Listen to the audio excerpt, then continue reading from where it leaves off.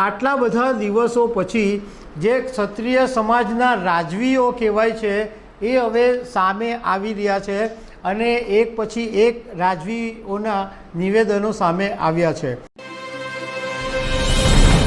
નમસ્કાર દર્શક મિત્રો, પરસોત્તમ રૂપાલાએ 23 માર્ચે રાજકોટમાં જે નિવેદન આપેલું એ વાતને લગભગ 18 દિવસ થઈ ગયા અને હજુ પણ ક્ષત્રિયોનો રોષ જે છે એ ઠર્યો નથી। હજુ પણ તેમનો ગુસ્સો ચાલુ જ છે। હવે આટલા બધા દિવસો પછી જે ક્ષત્રિય સમાજના રાજવીઓ કહેવાય છે એ હવે સામે આવી રહ્યા છે અને એક પછી એક રાજવીઓના નિવેદનો સામે આવ્યા છે। તો 3 રાજવીઓએ નિવેદન આપ્યા છે, તો એના વિશે હું તમારી સાથે વાત કરીશ। મારું નામ રાજેશ શાહ છે અને તમે જોઈ રહ્યા છો ખબરછે.com। પહેલું જે નિવેદન છે એ રાજકોટના માંધાતા સિંહનું છે। રાજકોટના 17મા ઠાકોર છે। એમણે એવું કીધું કે ભાઈ ક્ષત્રિય સમાજ તરફથી જે આંદોલન કરે છે, જે સમિતિ બનાવવામાં આવી છે એ અને ભાજપના આગેવાનો વચ્ચે વાતચીતનો સુખદ અંત આવે એવી એમણે વાત કરી। એમણે એમની વાતની અંદર ક્યાંય એવો ઉલ્લેખ નથી કર્યો કે રૂપાલાની ટિકિટ રદ કરવી જોઈએ। એમણે જોકે એવું કીધું ખરી કે ભાઈ આ રૂપાલાએ જે નિવેદન આપ્યું એને કારણે મને બહુ દુઃખ થયું છે, એવું નિવેદન એમણે નહોતું આપવું જોઈએ, પરંતુ એમણે સાથે એવી પણ આશા વ્યક્ત કરી કે ભાજપ અને આ જે કાર્યકારી સમિતિ છે એ કોઈક સુખદ ઉકેલ લાવશે। બીજા એક જામનગરના જામ સાહેબ છે।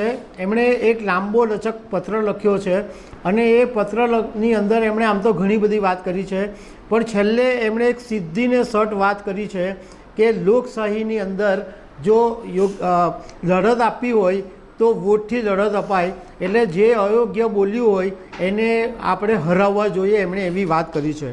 તો જામનગરના જામ સાહેબે પત્રની અંદર એમ લખ્યું છે કે કોઈ આપણું ખરાબ બોલીને અપમાન કરે તો આપણે પોતાની જાતને ભયંકર સજા આપવી નહીં જોઈએ, એને બદલે જે અયોગ્ય બોલતું હોય એને સજા આપવી જોઈએ।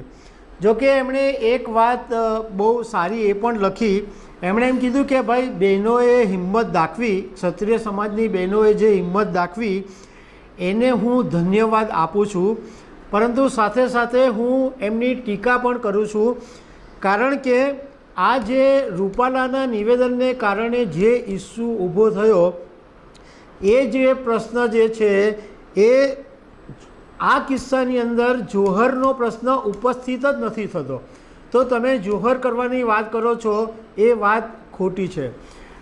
સાથે સાથે જામ સાહેબે એમ કીધું કે ભારતમાં હવે લોકશાહી લાગુ છે। એક જમાનામાં રાજપૂતો રાજ કરતા હતા અને રાજપૂતોની અંદર માત્ર હિંમત જ હતી એવું નહોતું, રાજપૂતો એકતામાં પણ માનતા હતા અને એ જમાનામાં રાજપૂતો બીજા લોકો માટે મરવા માટે તૈયાર થતા હતા।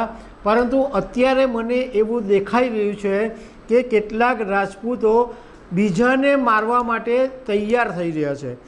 એમણે એમ કીધું કે આજે નજીવી બાબતોમાં રાજપૂતો એકબીજાને મારવા તૈયાર થઈ રહ્યા છે એ વાત યોગ્ય નથી।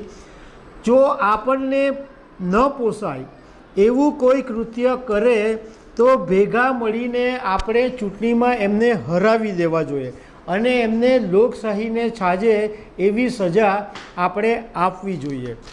હવે ત્રીજા જે રાજવી છે એ કચ્છના રાજવી પરિવારના મોભી મહારાણી પ્રીતિ દેવી બાનો એક પત્ર છે। એમણે બી પત્રની અંદર ઘણું બધી વાતો લખી છે।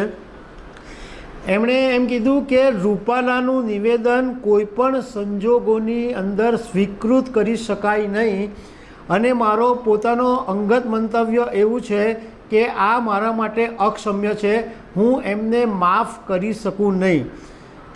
એમણે એમ કીધું કે ભારતની અંદર જે નિર્માણ થયું, દેશનું જે નિર્માણ થયું એમાં રાજા રજવાડાઓનું અતુલ્ય યોગદાન હતું, મોટું યોગદાન હતું। સાથે સાથે એમણે બહુ નિખાલસતાથી એ પણ વાત કરી કે મારું સમર્થન ભારતીય જનતા પાર્ટી સાથે છે, પરંતુ મારી જે પોતાની નિષ્ઠા છે એ મારા રાજપૂત સમાજની સાથે છે, મારા ક્ષત્રિય સમાજની સાથે છે. આવા નિવેદનોને કારણે સમાજને ઠેસ પહોંચી છે, મને પણ ઠેસ પહોંચી છે. પરંતુ પાર્ટીની ટોચની નેતાગીરી પર મને વિશ્વાસ છે અને આ મુદ્દાનો હિતકારી અને સુખદ ઉકેલ પાર્ટીની ઉચ્ચ નેતાગીરી લાવે એવું પ્રીતિ દેવીબાએ લખ્યું છે. મતલબ કે એમણે પોતે તો એવું કહી દીધું કે હું માફ નથી કરવાની, મારા માટે આ અક્ષમ્ય છે એવું તો એમણે કહી દીધું. પરંતુ સાથે સાથે એમણે આ આખો મુદ્દો ભાજપની નેતાગીરી પર છોડી દીધો છે. હવે આ 3 નેતાઓના જે નિવેદનો સામે આવ્યા એની ક્ષત્રિય સમાજ ઉપર શું અસર પડશે એ આગામી દિવસોમાં ખબર પડશે. તો દર્શક મિત્રો, આવી અનેક વાતો સાથે અમે તમને મળતા રહીશું. Thank you very much.